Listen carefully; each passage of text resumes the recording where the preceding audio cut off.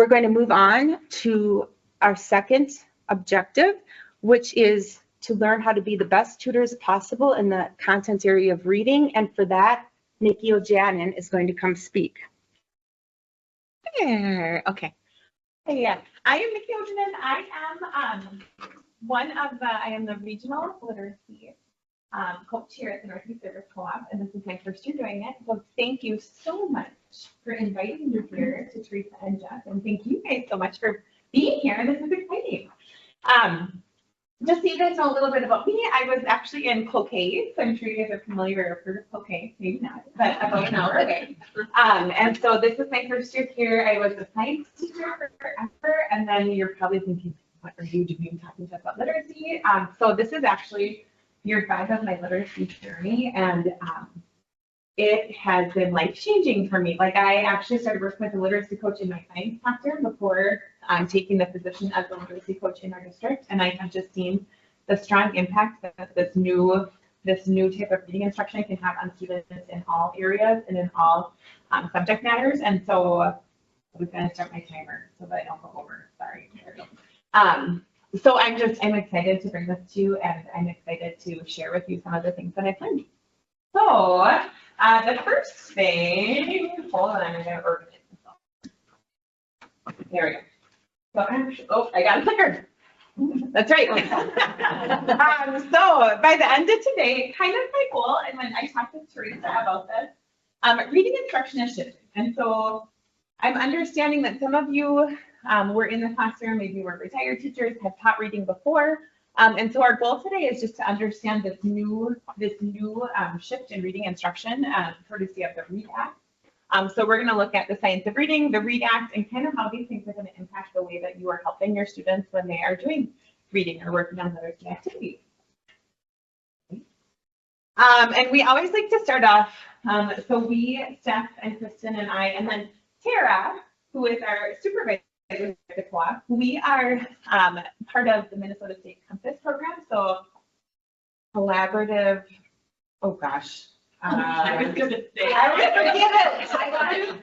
Collaborative Minnesota Partnerships to Advance Student Success. Excellent. There we go. I should have written that down.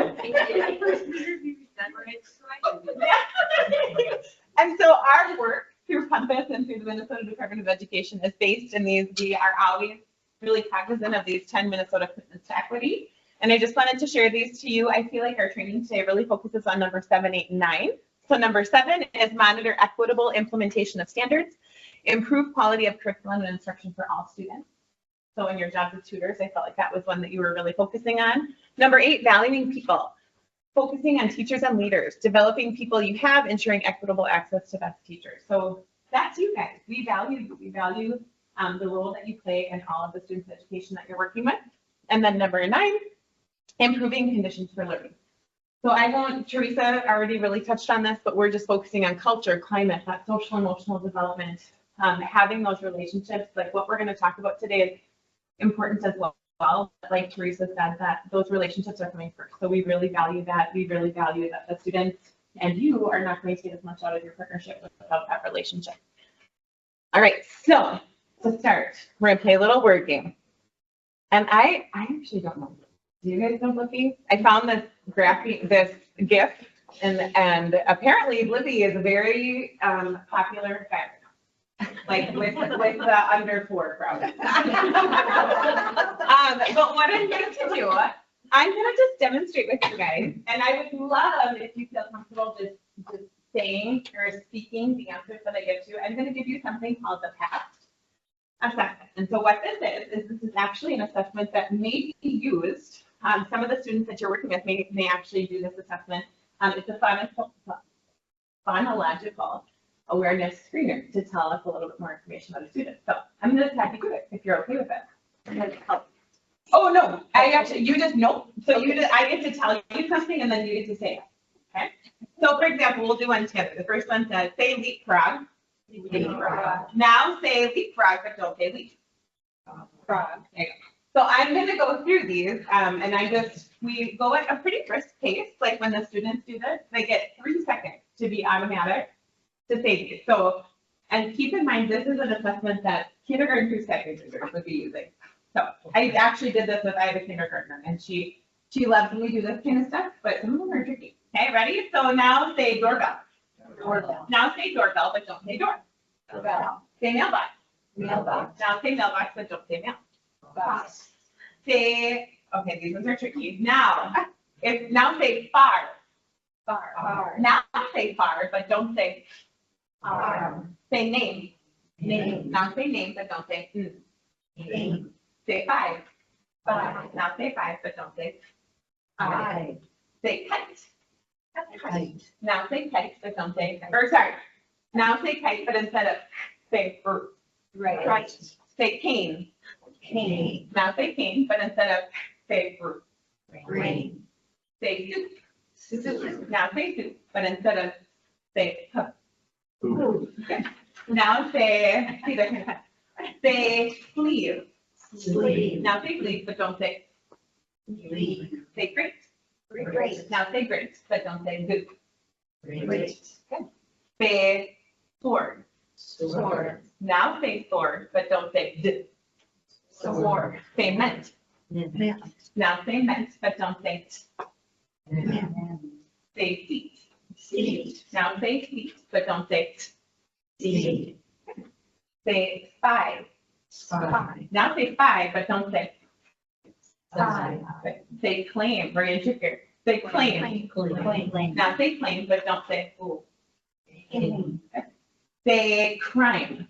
Crime. Now say, if you say crime and change the group to full, Crime. crime. Good. Now say grew. Grew. Now say grew, but change the group to full. Blue. Good. Say set. Set. Now say set, but instead of t, say d. Set. Good. Say tone. Tone. Now say tone, but instead of say d. Toad. Say, I have just a couple more. Say desk. Dusk. Now say desk, but don't say Duck. good. Say shelf. Shelf. Now say shelf, but don't say full. Shelf. Chef. Let's do one more. Say, these are the advanced ones. So this would be typically like late second grade, but we would expect kiddos to be able to do this. Say rift. Now say rift, but instead of say rift. So I just wanted to do a couple of these with you. So what do you guys notice? What are we focusing on? Or what is this instruction focusing on, would you say, in this test? Are we, the sounds, yeah, we're focusing on the letter sound. So the shift really is focusing to the sounds and to these phonemes that are associated with these different letters. So I just thought that would be a fun way to do it. So I want you to talk with your elbow partner really quick, and thank you for having an even number of people. And I want you to just talk with your partner for just a minute. How did that make you feel? Did you feel like it was easy? Did you feel like it was hard? Did you have a hard time keeping up with it at all? So just turn and talk to your elbow partner for just about a minute, and just talk about that experience. And then I would love if maybe like one or two people could share a little bit after a minute, but talk with your partner first.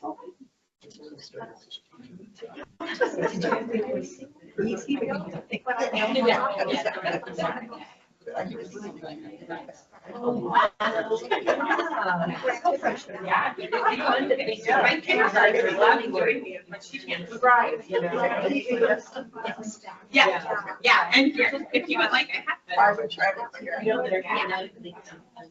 And then,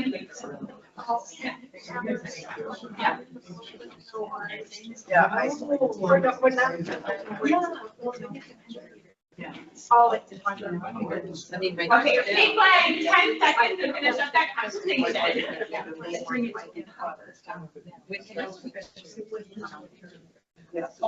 No, I'll check that out. Okay. Does anybody feel comfortable? Would anybody be willing to share how you felt? So I found it easy. My partner had a hard time hearing. I'll share that, so that makes a difference. Yeah, definitely. And I would, if I can just quickly add, so I did something like that with my first graders last year. Yeah. Because if they can't hear the sounds, to string together the individual sounds to make a word, that's where we struggle. Yeah.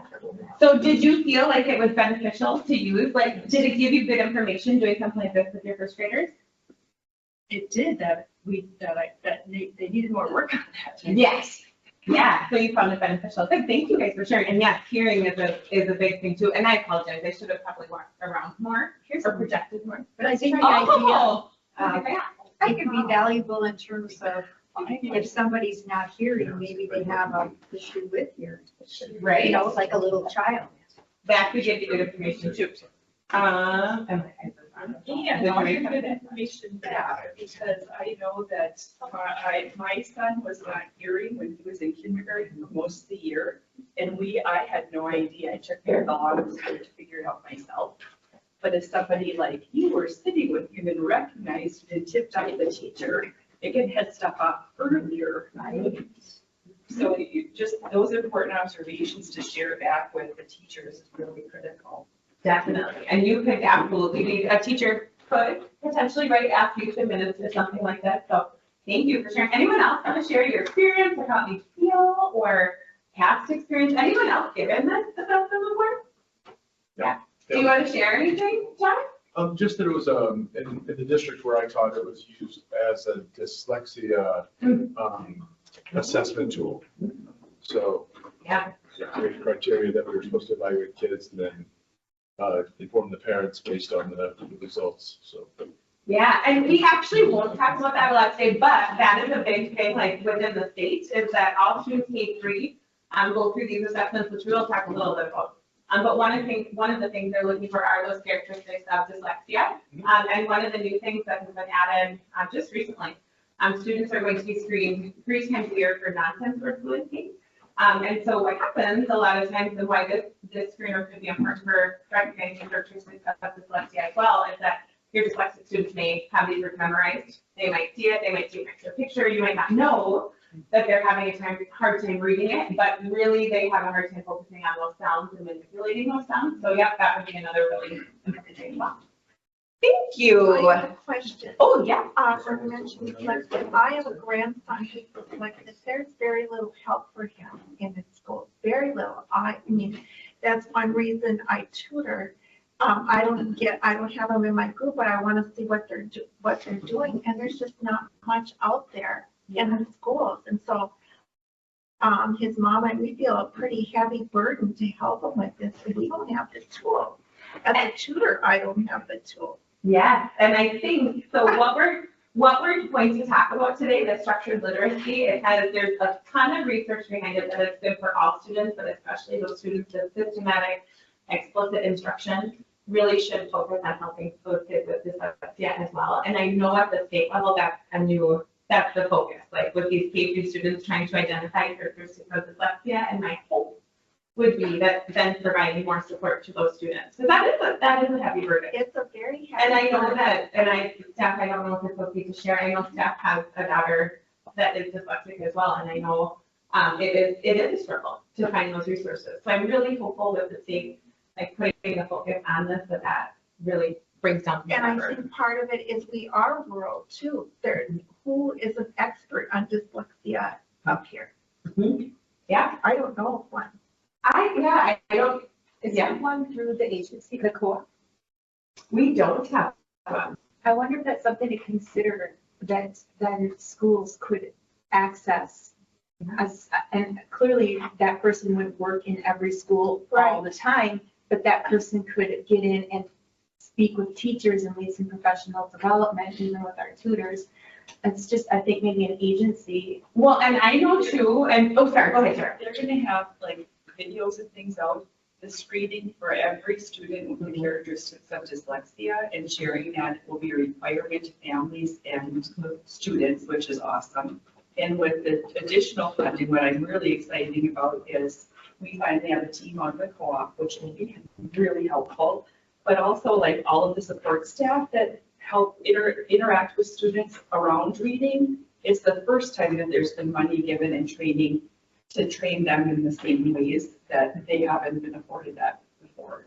So we're finally, and students that receive services from special education, all of the special education teachers are having the same training. So it's the first big shift where it gives a system the opportunity for everybody to be on the same page. And it seems so overwhelming when the number of hours and the expectations of what teachers are going through. But hearing about the buzz in the school and the focus being on one thing, that collective efficacy is kind of contagious right now for teachers and everybody to kind of get together and get behind something for the first time ever. At the same time. Exactly. So there's the power in that. Yeah. And then also too, I could share, and Teresa, I could share with you, the state dyslexia, MD dyslexia specialist, Dr. Amy Schulting, is fantastic as well. And I know that, I don't think I could share contact information for her as well. Would be someone to reach out to, because she has done some training. There's different webinars that she has done with Sarah Dowd, who I cannot recall her title, but they are working together really closely as well. So I can share that, it reminds me, and I can share. And her as soon contact as it gets out, like there's gonna be a video and a training about that, we can Yeah. forward it on to, and then she'll be out giving the trainings too, so we might see her again. No, absolutely. Yeah. So good. Thank you for sharing. All right. So, Teresa already did go over my mission. I thought it was really important to put this in here, and I just highlighted a couple of the words that looking at this, thought were really important. So you're engaging your community. We're working on growth, successful citizenship. You are just a really important part of helping these students become who they're going to become and making them feel safe and supported. You're encouraging their growth in these necessary skills. And as members of these students' villages, we want to give you just some background knowledge so you feel prepared to help them in that journey. So, the redact, sorry, I didn't number my pages, so if I start talking about a slide that's not up there, just let me know. So the redact, I just thought I would put it up here. I am not going to read it all to you, but it was signed into effect last year, well, almost 2 years ago now, May 24th, 2023. The big goal of the redact that was signed by Governor Walz is that we want every student after above grade level every year. This replaces, so for those of you that have been in the classroom, it replaces the Read Well by Third Grade Act. Instead of focusing on reading well by third grade, we want to focus on reading well in every grade, which makes sense, I feel like. Okay. There are 3 big things this is not a training about the redact necessarily, it's about what the redact is asking us to do, but I did feel like it was important to give you just a really brief rundown of what the redact is requiring. This is a lot of reading, so don't worry about reading it all. I will kind of give you a brief update right now, and if you want, Teresa, I can share, you can have these slides if it is something that you would like to have. Teresa has it and can figure out the best way to share with you. But the 3 big things that means for our Minnesota schools is, the first one is screening. So the Minnesota redact requires districts and charter schools K through 3 to screen using an approved screener. So right now we have 2 approved screeners, they're Fast Ridge and Dibbles. But you are screening kids 3 times a year, fall, winter, and spring, in foundational reading skills and characteristics of dyslexia. So that is the first requirement, and that is beginning this year, that students are being screened 3 times a year to look for these skills. The second thing is part of the reason why you're here. By July 1st, not July 1st, 2024. It's 2026, it's phase 1. That's a misprint on my end, I apologize. But all teachers, so there's 2 different phases, but MTE is requiring all teachers to be trained on evidence-based reading instruction. So like you guys were saying, we're all getting behind the same thing at the same time. Phase 1, if you're really interested, you can look at it. I don't know, it's basically your elementary school teachers. Your elementary school teachers, your instructional support staff that are responsible for direct reading instruction. And then in phase 2, it moves to our secondary staff and our secondary students. So phase 1 is required to be completed by 2026, and then phase 2 by 2027. So within the next couple of years. And then the other big thing it means for our schools, or the schools that you're working in, is resources.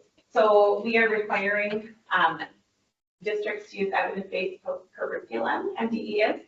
There are 5 approved that have been fully approved, but you do not have to use one of those 5. Your schools don't have to. That's a funding thing.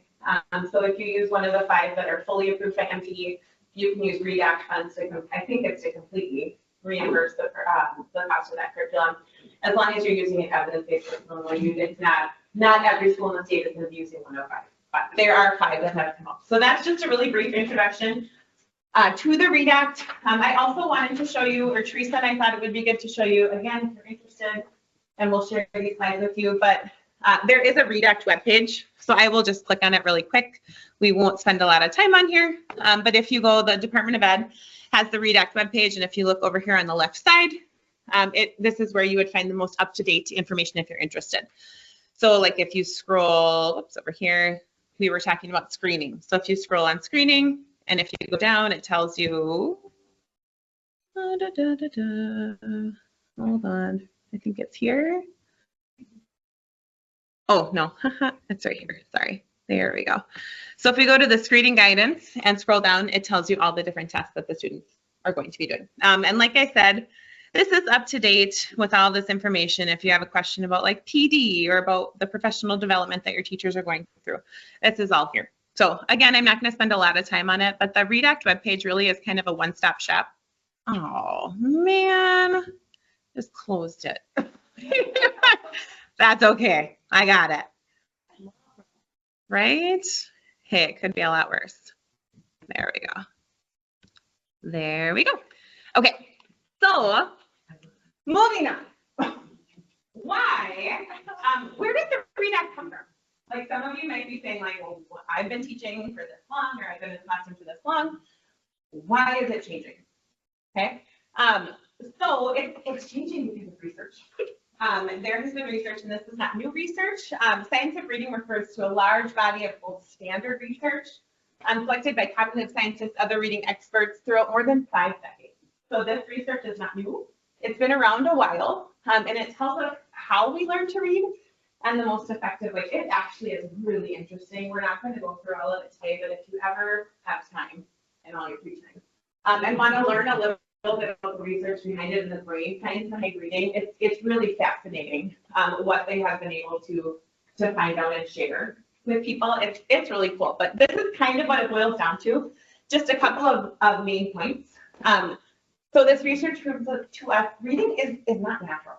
So like you can't, you just learn to talk, right? Like when your kiddos or grandkiddos or nieces or nephews or whoever you have in your family, when you have a young child, they are going to learn to talk. Talking is a natural process. We have been talking since the beginning of time, and reading is fairly new.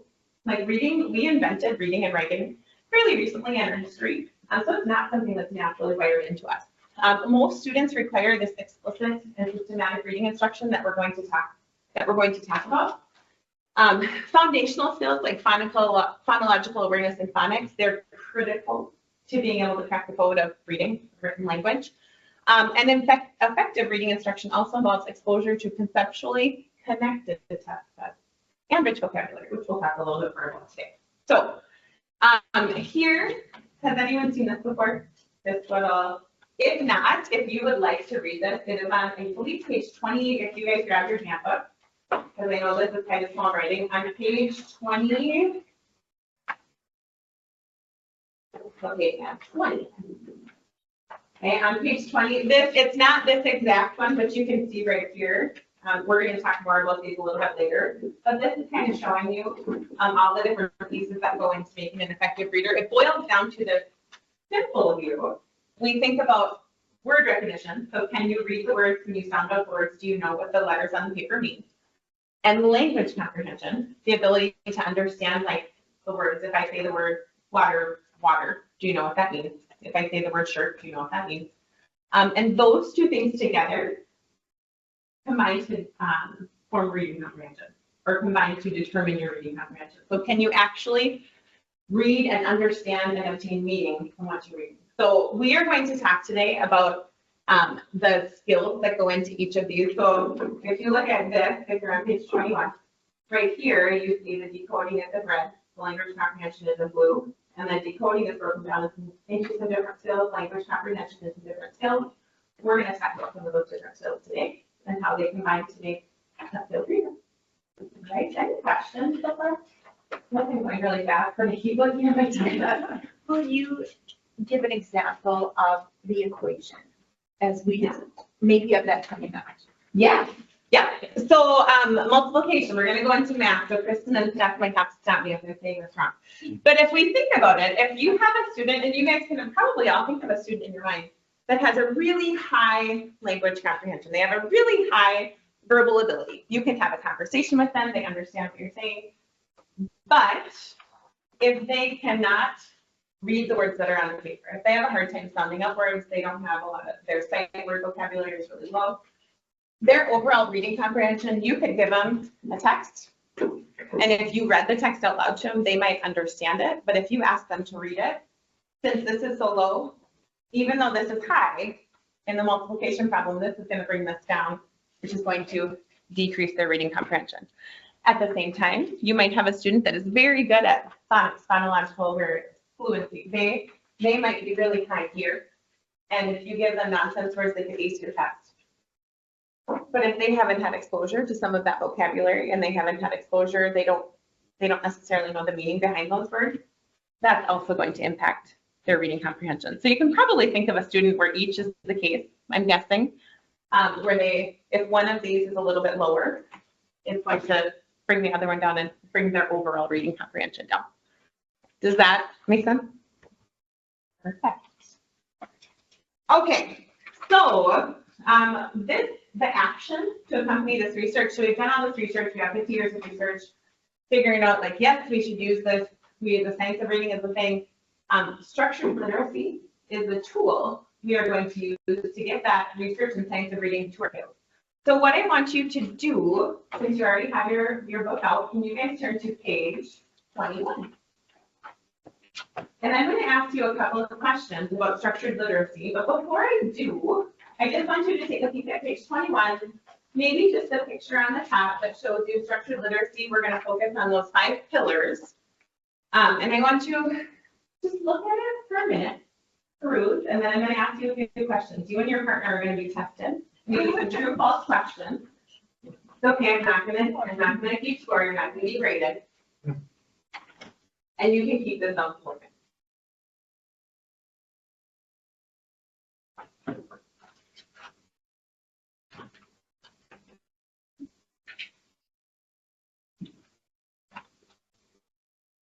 Okay, and I'm going to stop you because if I don't, you're going to think you have to read that whole page and you don't have to. So we are going to talk about all of these things today in our next 33 minutes.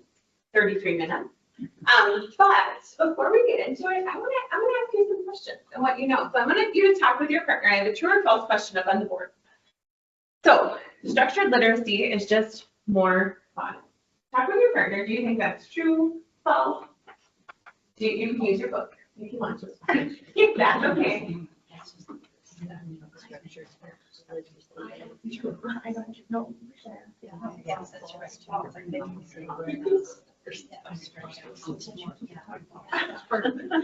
going to tell you that. All right, so I want you to share with me your answer, but I don't want you to feel like you have to put it up and be afraid you're wrong. So just put your thumb, if you think this is true, just put your thumb on your heart with the thumbs up if you think it's true. And ooh, that sounds kind of hard. Maybe if you think it's false, just do a fist. You can't really do a thumbs up. Okay, so what do you think? True or false? Structured literacy is just more. Okay. So this is actually false. So I heard a couple of people talking about it.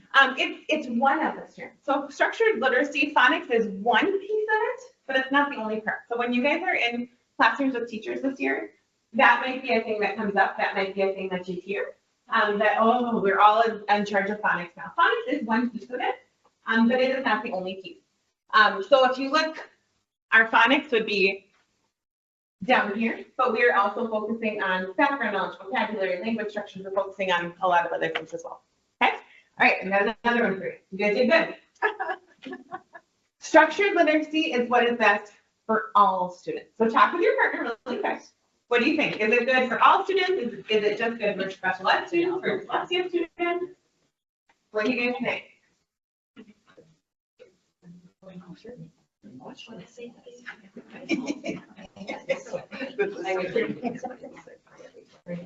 Okay, so thumbs up on your heart. Thumbs up if you think this is true. Structured literacy is what's best for all. And fist if you think it's false. Structured literacy is what's best for all.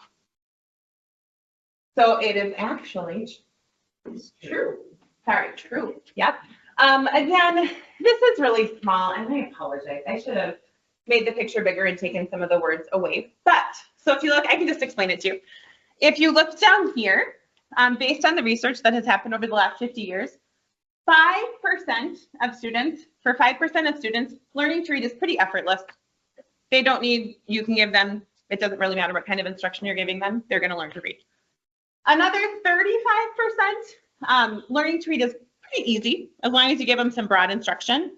But then if we look down here, 40 to 50% of students, based on this research, learning to read requires code-based, explicit, systematic, sequential instruction. And for 10 to 15% of students, those students with dyslexia, learning to read requires explicit, systematic, sequential, diagnostic instruction with many, many, many repetitions. So basically what this is showing us, structured literacy does work really well for students with dyslexia. But research is showing it's going to benefit all of the students in your classroom, especially this 65% of students here aren't going to learn to read without it. These maybe 35 to 40% of students could learn if it wasn't quite as systematic and explicit, but it's not going to hurt them. It's going to be beneficial for all of the students in your class, right? Or in the class. Okay, another one. You're doing good. A couple more. I think I got 2 more. We already talked about this one, so you should know this one. Learning to read is a natural process, and most children will learn to read if we give them enough time. We already talked about this one, so it's false. It's a complex process. It's not naturally occurring. Our brain is hardwired for spoken language. Reading and writing are man-made. We came up with this. I know, isn't he the cutest? Wouldn't that be nice if you could just put it all in your brain? So we have any student, any child, if they're not neurologically or hearing impaired or sensory deprived, they're going to learn to speak at some point. Our brains have to repurpose different parts of the brain for reading to create that natural reading network. So immersing children in reading and literacy, language-rich environments is important. So that's why this instruction is important. It doesn't work that way. Wouldn't that be nice? All right, how about this one? A structured literacy approach allows us to value the importance of authentic literature. So meaning reading a novel, reading a poem. Do you think, talk with your partner really quick, what do you think? Yeah. Okay, what do we think? True or false? True, very good. So our goal is to create enthusiastic readers, and actually, I'm gonna stop talking because that maybe goes to the next slide. But we are going to use things like decodable books and level readers. But complex types of literature are going to be used for like read aloud, bodily composition, for fun. When you get your children to read for fun, we are going to use those kind of books. So how about this? Through direct structured literacy, I'll go a little faster through these next one. Sorry, I keep checking my time.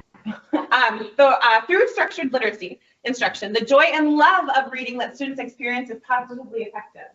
And I'm just going to show you, the chart on this one. That is true. So if you think about it, that makes sense, right? If you know how to read and if you're good at it and if you understand what you're reading, do you think you're going to like them a little bit more? Probably. And here's some research here. So if you look, the good reader is at the top. The question is, do you like reading? The blue, 17% of them just said no. Some of them just don't like reading. But the orange, sometimes, and the gray is yes. Oh no, not 17%, sorry, 17 students that were surveyed. 17 said no, but then you have 147 sometimes and 122 yeses. So if you're a good reader, look at this number of students that like reading as a good reader versus an average reader versus a poor reader. Okay, so if we're worried about they're not going to like reading their level books, they're not going to like doing this work, it's actually going to help them enjoy it more because you're giving them the skills they need to be able to read the things. Okay, and this is the last one. This is just a pendulum swing. Talk with your partner for like 10 seconds. What do you think? Is this just a pendulum swing? I might be leaving you, but. All right, true or false? This is a pendulum swing. We know a lot about those as teachers, right? Okay, it's a real thing. Initiative fatigue is a thing. Yes. Did you want to say something? Well, Yeah. yeah, so we have people that are participating virtually and Oh, we shoot. have a chat.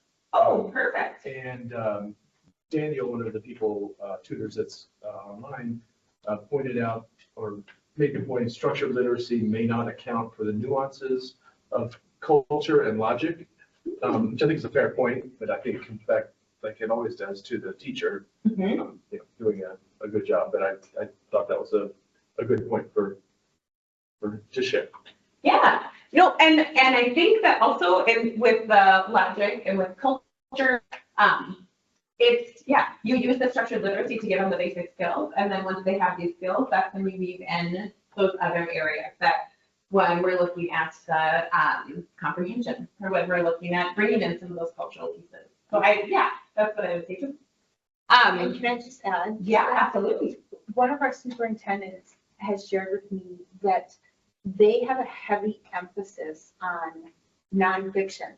Mhm. And so all of this is extremely important for our students to be able to read their other textbooks or other resources that are put in front of them, science and social studies, other content areas that absolutely rely on the students having these skills. If we take a sophomore in high school trying to get through a biology class, but doesn't have these skills in place, well, now their biology proficiency is going to be compromised. So one thing to keep in mind is when we're reading with our kids, weave in some nonfiction as you're also selecting other things if you have that opportunity. Well, and I probably could have done this quicker, but absolutely. Like when you're thinking about helping your kiddos, whatever you're supporting them with, biology, for example, they might, if they don't have these skills that we're learning about or that we're going to support them with, this is going to be low. So they might come up to a word like, what's the biology word? Mitochondria. Okay. I was a science teacher. I got it. So if they can't read that word, if they have no idea how to pronounce it, they also have no idea what it means. Like Teresa's saying, they're going to have no comprehension. They're not going to understand. And so part of what we can do for them is part of structured literacy as well as teaching about morphology and word parts and what parts of that word can you recognize that can at least help you to build some meaning into those words. But then if teachers in the biology class don't have to focus as much on that, the first circle of the simple view of reading, they can focus more on building that comprehension to help increase the comprehension for the student. So what's really exciting is in phase 2 that all of those secondary teachers do get training and do get information. So they're going to know how students have been trained to break words apart, to gain meaning. And that hasn't been done before. And I remember it was like if you were down to 6th grade and you walked across the street, you were just ready to go and learn all about the content. And how many years we didn't even let secondary teachers know, and they were unaware of what the reading level of the kids were. So we just gave them a textbook that they couldn't handle. And then we just said they didn't do their homework and they must not care about school. And all of those things that people kind of slide in there out of just assumptions. And now for a high school teacher to have that and to be able to bring it together and work with elementary, that's a really great thing. In many of the schools that are listed there are K-12 schools, and those kids and teachers are all in the same building.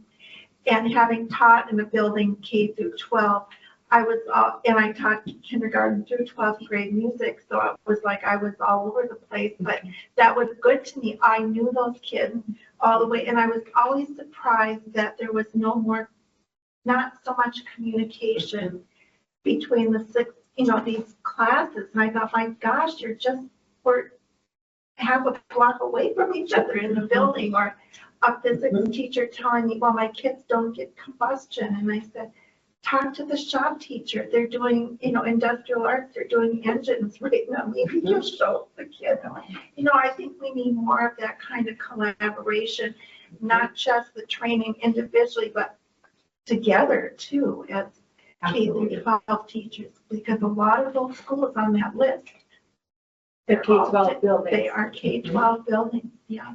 Yeah, and I don't know if you want to speak to that, but I think that this, being all on the same page at the same time with this is going to really help with that and facilitate some of those cross-curricular and cross-grade conversations to happen, because we'll have this common ground that you can all draw back on. So, no, but very good point. Did you want to speak at all to the K-12, the building specifically, or? No, but that is true. Most of our buildings are K-12. Yeah. And when I was talking to you about proficiency levels and not all schools are as low as others, the ones that we only have 3 schools that are not part of a K-12 setting. And those schools have higher proficiencies in math, reading, and science. It's when you pull in the middle school and high school grades that those averages for the whole school drop down. And this speaks to that. This speaks to that exactly, that if they don't have the structured reading and understand decoding and how to make words have meaning, they're not going to get to the point of understanding. Then one state judges another with, oh, you're so low in this. But instead of looking at what Bailey was saying, is what can we do about that? I think the other exciting part is with the new initiative coming out is it's Minnesota MTS's, the structure and the framework. So that is really reassessing how our systems are working together to provide more collaborative time, to have the right teams, to have the data going to the right teams, and work as a system to get that infrastructure put in place so those opportunities start to happen for teachers, because we know they're important. And so what you're hearing right now is tutors is a macro level discussion. Yeah. Like we do need to remember our roles as tutors, and a lot of these systemic things are happening behind the scenes, but for you to know that that stuff is happening, I think is useful. Yeah, and I just really quick side note, this is not in my position as a literacy coach, but way back when I was a science teacher, I can speak to just really briefly what Teresa was saying. Our science scores were abysmal.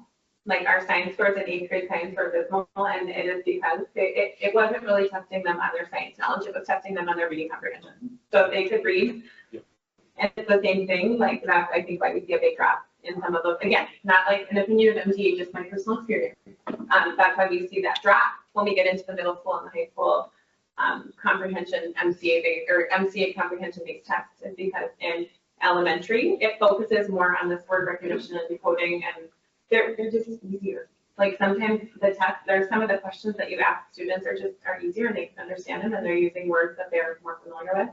But it gets to a point where they have to understand them and comprehend them at a higher level. They're struggling. Okay, so what I want to do, the last thing we're going to do here is we're going to dig into each of these pillars a little bit. And I know I have some former classroom teachers and some not. Or is everyone former classroom teacher? Not everyone. Okay. So some of this might be new to some of you. It might be not to some of you, and that's okay. We just want to give you a common definition and understanding of what these 5 pillars are, so that when you're working with your students, you have something to draw on. So if we look at, and this is again on page 21. Okay, on page 21 in your handout, or in your handbook, handout, you know, the paper you have. These are the 5 pillars. So the National Reading Panel has identified these 5 concepts that should be at the core of effective reading instruction. It was released in 2000, so these have been around for, 24 years. These are known as the 5 pillars. So these are the 5 pillars we're going to focus on today. We're going to look at what are they? What does instruction look like when you are focusing on each of these 5 pillars? And maybe for you guys as tutors, what you might see your teachers doing, and maybe what students might be doing as you're working on these. Okay. So the first one is phonemic awareness. And if you want to follow along, I think I wrote my pages. This is on page 21 as well. So if you want more information, you can look there. But phonemic awareness is just the ability to identify and manipulate individual sounds in a word. So phonemes are represented by graphemes. We don't need to get into all that, but what you need to know, what we did at the beginning, that was a phonemic awareness test. Can students recognize the sound? So I'm going to just, we're not going with that one. Hold on. I'm going to show you a little video of what this might look like when you're working with a student or a student in your classroom.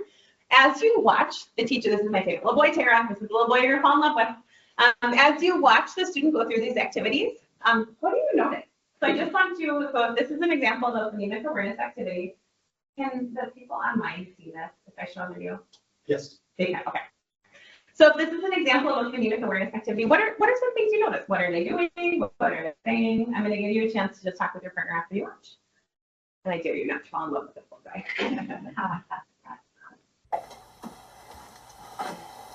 I have a box. It's a tin. It has pictures in it, okay?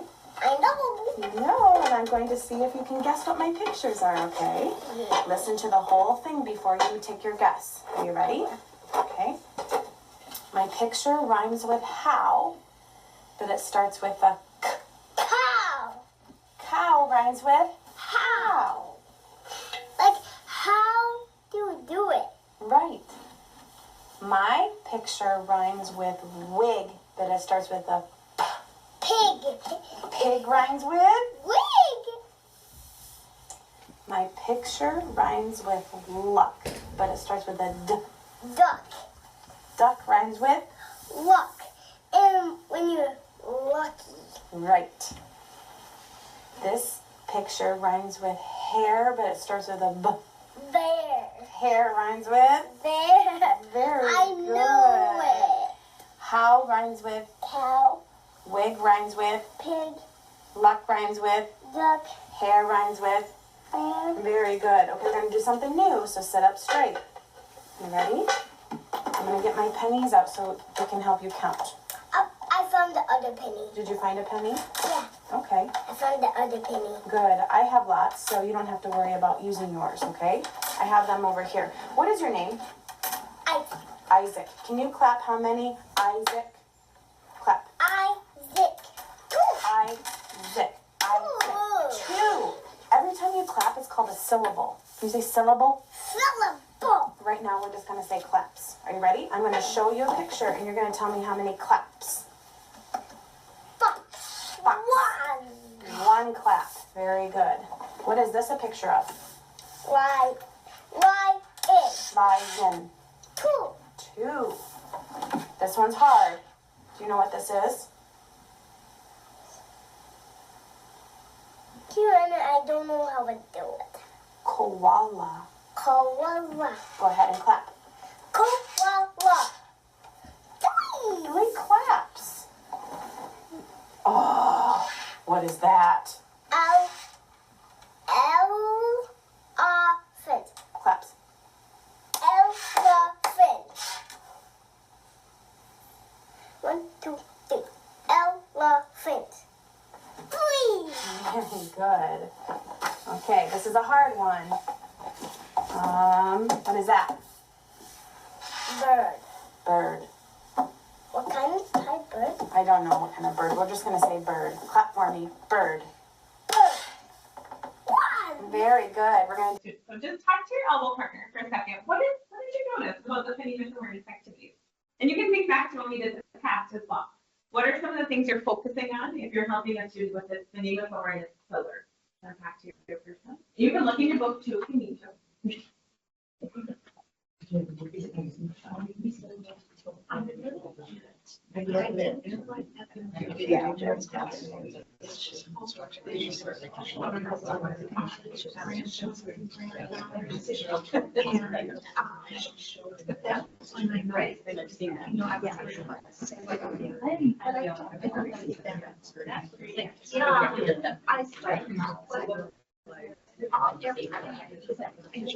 Right, so bring it back. What does it focus on? Does anyone want to share? So phonemic awareness activities, you're working on this with your students. What are some of the things you noticed or some of the things they focused on? Does anyone feel free to share? I heard you saying that you were all right. You were saying really good things. Then, could you do these activities blindfolded? Yes. Yeah. Yeah, like, what are you focusing on? You're focusing on the sounds. Did you notice why? Anybody have any ideas why? Or did you notice like the different ways that she was interacting with the students? What did you notice about the different ways she did it? Well, physically, Vision, like she's using all the senses. Yeah. So engaging all those different, she had the cars to engage vision. She did the claps for that kinesthetic, and she did the pennies. If we kept watching it, she did eventually have to do the pennies. But just for sake of time, we won't keep watching our cute little guy, cute little Isaac. Okay, so good. Oh, sorry. One more thing with this. If you do look at page 21, I'm so glad Teresa put these in your handbook. I was going to share like more activities than just this. But Teresa has actually curated a really good list of different activities you can do if you have a student that you're working on phonemic awareness with, and she has those listed on page 21 of your book. So that is awesome. Then we're going to move on to phonics. So if you want, I believe phonics starts on page 22, right? I think it goes in order. So phonics, the big change in phonics is this is the relationships between the letters and letter sounds. So when students are working on phonics, once they've mastered that phonemic awareness, the sounds, phonics brings in the actual letters. So they're looking at the combinations, the graphemes, so the letter combinations, letters and letter combinations in written language, and the phonemes. So it teaches students to convert those printed words into spoken form. So, and this is decoding. I did put this picture on here, so again, I'll share the slides with Teresa. We'll make sure to get them to you. But this just has some examples of the different it shows you the different vowel sounds. So this one's focusing on this chart I thought was really good because it focuses on the phonemic awareness piece of it, the different sounds that all of these vowels make. And it just gives a, what's the word I'm looking for? It's a chart, anchor chart? Anchor chart? So you have something that they can draw on, and if you're wondering, oh, what sound does the A make? Well, rain, that's your keyword. There's a word for it, and I can't remember. It's your keyword, your signal word. I don't remember what it is, but anyways. So here, I was going to show you another example. I'm going to show you just a little 2-minute clip. And I want you to answer this question, which I already kind of gave you the answer to. But what is the big difference between phonemic awareness, let's cut off, and phonics activities? So after watching this, think about this compared with our little boy Isaac. What do you notice are some big differences between how these two interact and how Isaac and his teacher interact? I try. So now I'm going to try blending 2 sounds with the letters written down. So now let's try a couple written down and let's see how it goes, okay? I blend it. Yes, I would love that. Do you want that? There you go. Am. No, even faster. Am. That was a good job. Try this one.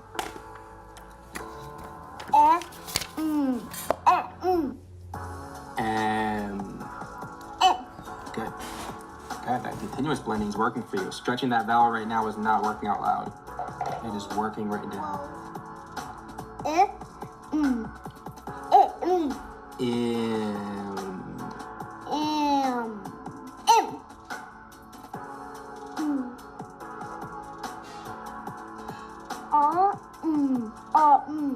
So try taking that O sound, that ah, and saying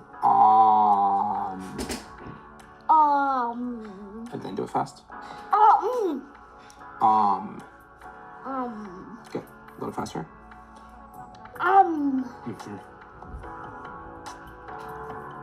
Try blending those two together for me.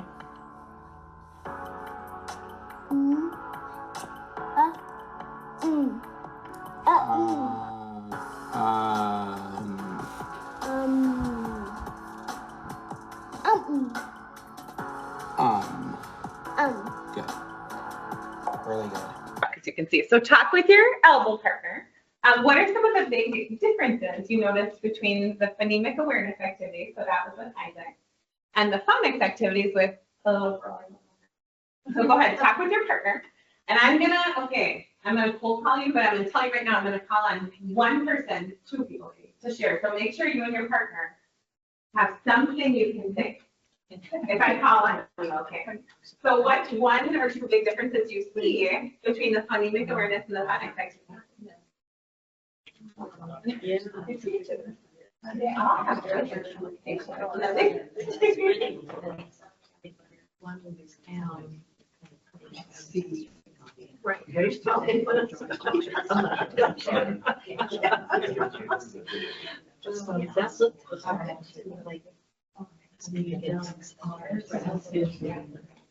Okay. Could I ask your table, what's one big difference you guys noticed between phonemic awareness and phonics? This one was more letters and the sounds. Yeah. But he also used the marker. Speed. Yeah. Not only just looking at it, saying, oh, he had her doing something.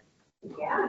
So I think, yeah, no, that's perfect. And she was blending. What was the skill? She was doing a good job counting him up, but stretching on that vowel. But he got some really good information to know how to do that. Did you guys talk about something similar between differences between the two? The first one was more hearing, right? And the second one was visual with the letters. Yeah. Good. Yeah, so that's the big difference. So could you do these activities blindfolded? No, because she wouldn't be able to read the words. Okay. Sorry. And then also, again, Teresa, I'll just point out on page 22, she has listed a ton of different activities you could do if you have a student that's struggling or a student that needs help in that phonics skill set, on that phonics pillar. Just have a couple more here, and okay, we're doing okay. Fluency. Fluency is our next pillar, and that is on page 23. So really, there's three components to fluency: accuracy rate, and prosody, so expression, if the student's reading with expression. All of these have a clear connection to comprehension. If the student isn't sure what they're reading or isn't sure like the context to read it in, they're going to struggle in their reading comprehension. It's the bridge that connects decoding and comprehension. So can they sound out the words? Do they have that meaning to be able to make meaning when they're saying it, when they're reading it out loud? So I'm going to show you a little bit of a fluency activity. These are a little bit tricky. And again, I'll share this with you. I'll show you the video as well. But some of the things you might do if you're looking at fluency with your kiddos is like, here's an example. Is anyone familiar with the STARI curriculum? Have you guys heard of that at all? And now I'm going to forget what it is. Steph, do you remember what STARI stands for? I'm so bad with all the acronym. No, it's fine. It's a fluency, it's a curriculum, it's an fluency curriculum. And these are just a couple of the examples of the fluency routines that they do. So like if you're working with your students and you notice they're just reading the things all at the same speed and they sound like this and they're just trying to get it faster and faster and faster, one thing you might do is just pull up some of those phrases for them and just practice. Like psychologists say that your birth order, and that's a phrase. What do firstborns have in common? And just having those kiddos practice those things with you. Another thing that you could do, if you look online, you can find a ton of examples of these where you have passages written out, but they have you guys seen this with the slashes? If you see one slash, it means you take a half breath after that phrase. If you see two slashes, you take a full breath. So you could pull up some of these passages as well and just practice. Jason went on a trip. Jason was going to the zoo and he was excited about the tigers. He loves tigers. So these are just a couple of examples of what you could do to help a kiddo work on some of that fluency. I will also show you, I won't ask you a question about this one, unless you want me to. I'll just show you an example of another fluency activity you could do with students.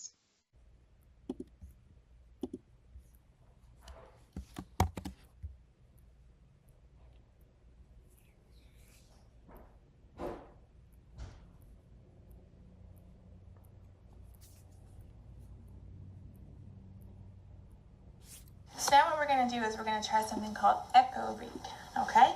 I'm going to read a sentence, and then you guys are going to say exactly what I said, okay? Should you just memorize what I say, or should you read from the text? Read from the text. Yes, ma'am. All right. Should you follow along while I read? Yes. Absolutely. Here we go. Or you drive by your old school. Or you drive by your old school. And then it all comes back to you. And then it all comes back to you. How does that happen? How does that happen? It's one big mystery. It's one big mystery. People have walked on the moon, People have walked on the moon, but they can't remember but they can't remember what they dreamed about last night. what they dreamed about last night. So there is another example. So that one was echo reading. Some of you may also have done choral reading with your students where they read with you. So that's just a way for them to practice getting that proper expression, that proper pacing. Okay, I've got 2 more here to show you. I did actually have an activity I was going to have you guys do, but you looked up because we're running out of time. There are several Yeah. on page 23, 23. strategy for fluency. Yeah. Vocabulary is our next pillar. And I think you guys are probably pretty familiar with vocabulary, just the knowledge of words and their meanings. So can they understand the words that are in a text? So some of you may have seen, there's a career model. Is anyone familiar with the career model? You put the word in the middle, you have your definition, your characteristics, examples, and that. That's one thing you could do to help students with vocabulary. I feel like I'm glossing it over, but are you guys, are we okay with vocabulary? Do you guys have any big questions about vocab? Would vocab on that simple view of reading, would vocabulary help on the word recognition and decoding or on the language comprehension side? What do you think? Language comprehension. Yeah. So do they understand the meaning of the words that they're reading? I do want to show you this one. We won't watch the whole thing, but this is just a really, so the vocabulary activities are on page 24. Correct. Mm-hmm. Thank you. So you guys are probably more familiar with the FREER model, with writing out definitions. But I thought this was a really cool one to show you if you have a student that's struggling maybe with a particular word. The way that this teacher chooses to do vocabulary with her kids might be something that could help with some of your tutoring students as well. So I just wanted to share. First word is grow.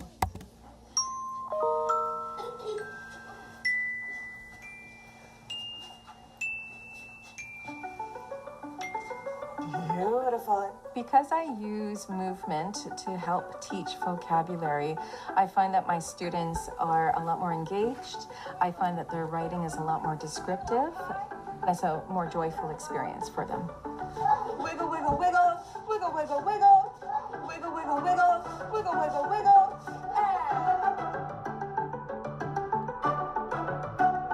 I always liked the idea of learning through play, and there's different types of play.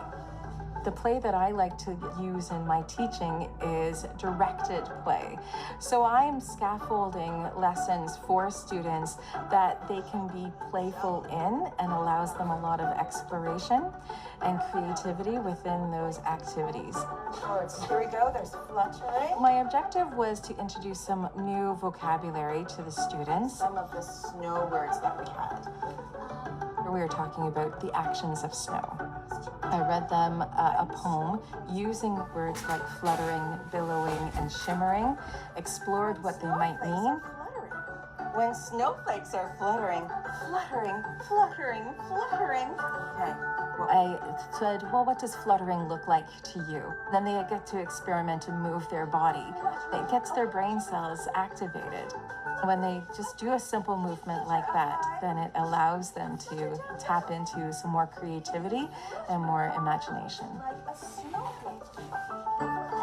And freeze in your So I'll maybe just really quickly, I know we're running really short, but talk with your partner. How could you see an activity? Let's talk specifically about her snow book. So she said there was shimmering, billowing, fluttering. Were those the 3 she said? How could movement, or how do you see that movement maybe help those students understand the vocabulary words? Talk for just a second with your partner. Or do you think it's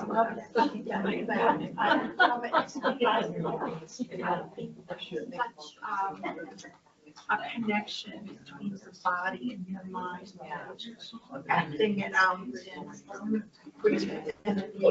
Yeah, and they can envision it when she's reading that. Picture themselves. Okay. Do you think that helps those students understand the difference? Yeah. How many times do you, maybe I'm alone here, but if I'm an avid reader, I love reading, but sometimes if I saw shimmering, billowing, fluttering, in my mind, those would probably all look the same, but they're not the same. So having that kinesthetic, that movement connection just can really help them be descriptive. And then in the video, she also goes on to say that then they're able to be more descriptive in their writing because they understand the difference between those. Okay. The last one is comprehension. This one, I don't know that we have to, this one is not a new, this is probably a pillar that most of us are probably pretty familiar with, the phonics, phonemic awareness, Fluency are maybe things that are a little bit newer, but comprehension is just sense making. So this is our final side of this is the product of the equation. It ensures students make sense of what they read. They can draw correct inferences.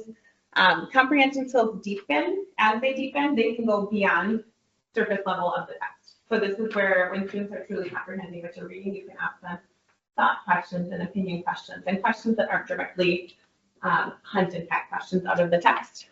So just a couple different examples of what you could do for a comprehension activity, of roll and retell. You guys maybe have seen this before, but you give students a dice. You could have them, and this would be really easy to do in a tutoring one-on-one or small group situation. Roll a dice after you read a story, and if you roll a 3, tell me about where does the story take us. If you roll a 6, what questions do you have about the story? If you roll a 1, what is the story mostly about? So those are all just some different examples of what you could do for comprehension. There are also some examples on page 24. Thank you. On page 24.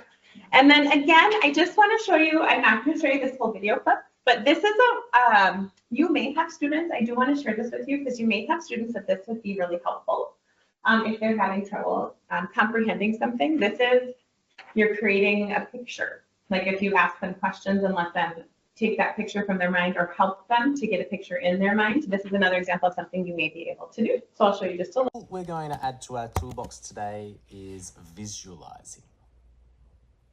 We're going to have to use our imaginations today. In the books we read, the author gives us descriptions of people, places, things, events, smells, sounds, tastes, touches. And it's our job as the reader to use our imagination to make meaning of the descriptions, to make sense of them. Visualizing is using the words on the page and painting a picture with them in our minds. Often these are visual, but they can also contain connections to the other senses and even to emotions. We can practice visualizing by making a literal drawing. Let me read a passage from C.S. Lewis's The Lion, the Witch and the Wardrobe. This is a description of one of the characters, Mr. Tumnus. As I read, I will draw what I imagine Mr. Tumnus to look like from the descriptions in the book. I'm not a very skilled drawer, but it doesn't matter. I'm focusing on the skills of visualizing what I'm reading, not my drawing ability. Soon after that, a very strange person stepped out from among the trees into the light of the lamp post.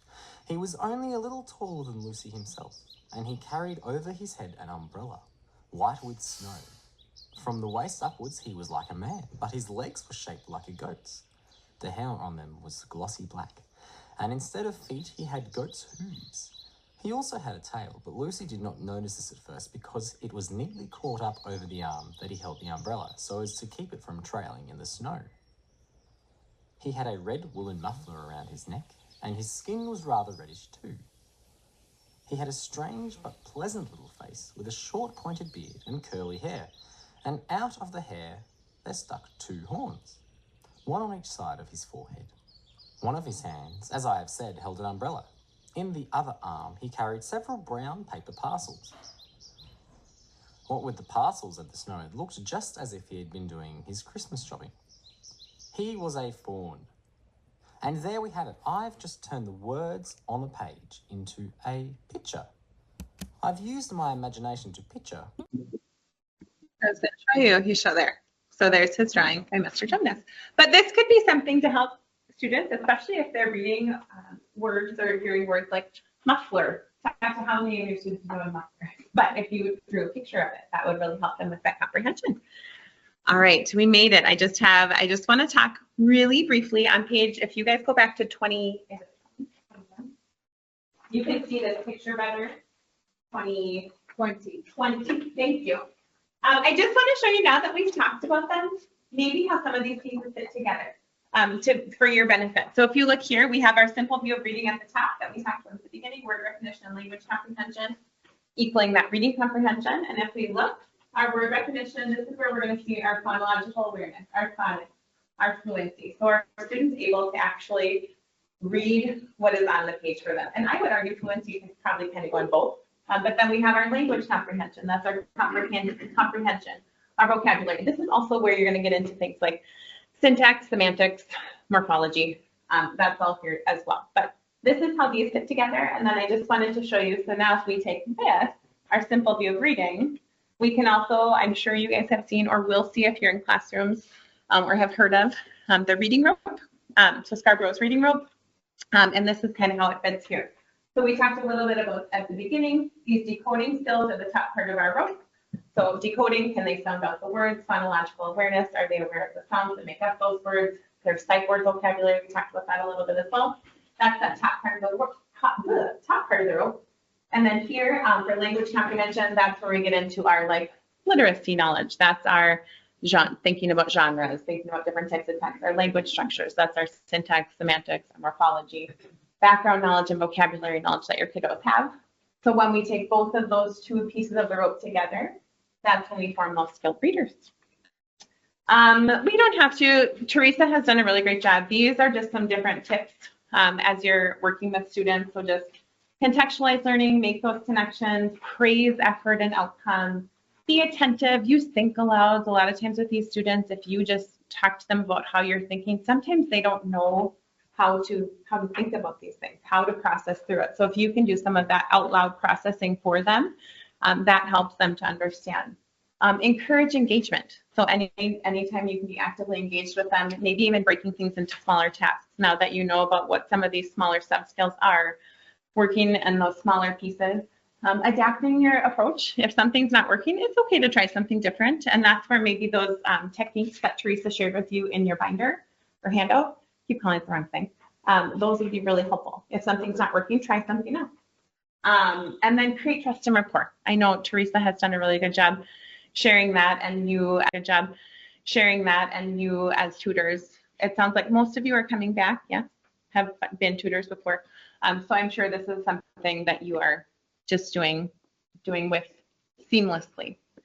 And I'm finally done. I'm sorry. Do you guys have questions? Is there anything